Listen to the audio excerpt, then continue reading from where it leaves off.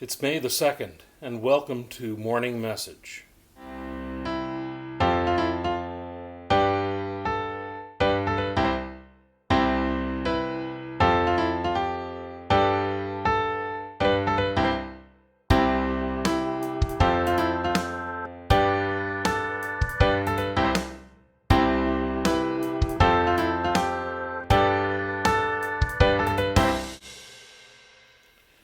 As I said at the beginning, it's May the 2nd.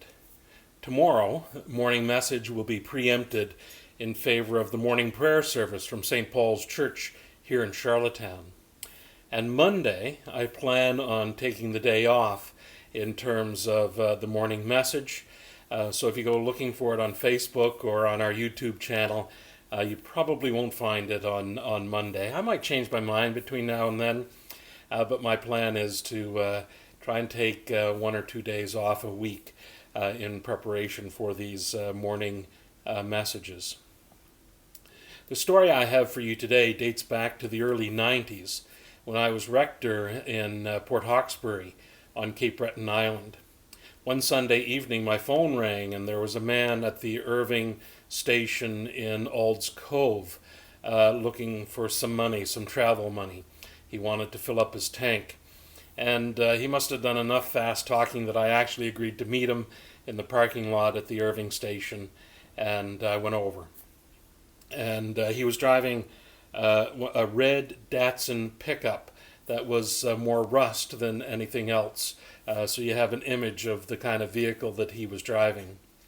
So his story, or the story he related to me, was he's from Alberta, and he traveled with a friend of his from Cape Breton.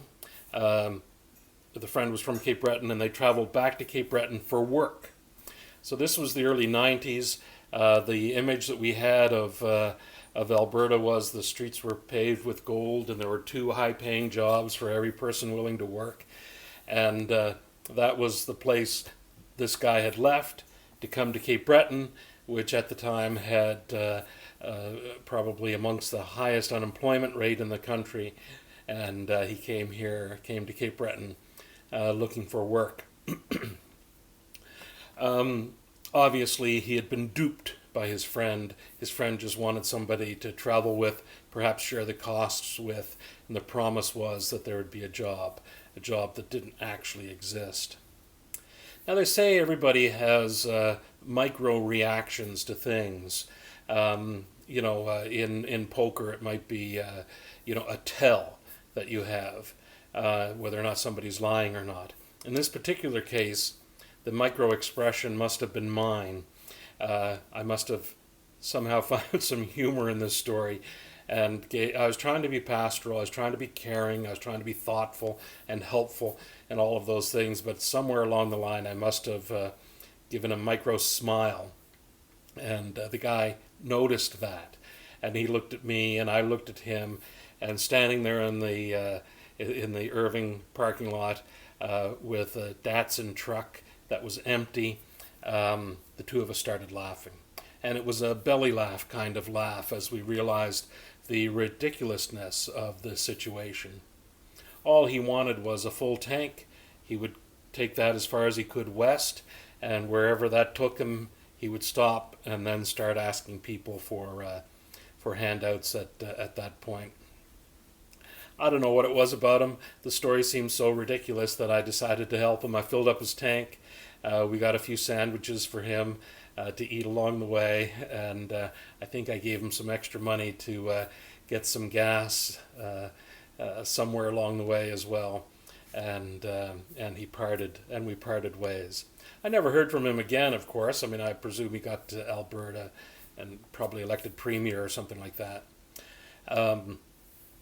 The reason I share that story with you today is that when I think about what's going on in the world, and particularly close to home, losing members of the Canadian forces to a helicopter accident, the massacre in Nova Scotia, the pandemic that the world is facing, floods, all sorts of things that are happening in the world that can be very discouraging, and none of it is humorous.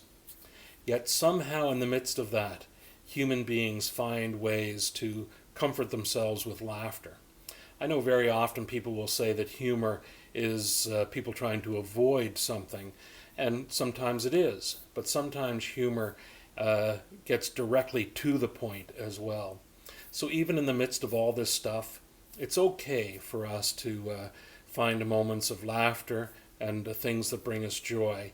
It's one of the tools that we have to help us get through these tremendously difficult times. So I'm trying to give you permission, to give all of us permission to laugh and to share moments of humor and joy with one another. I don't know what this video is going to be like, but just before I was going to start recording this morning, a rabbit hopped through our backyard. And I'll show you the video that I took of the rabbit now. So until Tuesday, I hope everyone feels God's blessing. Amen.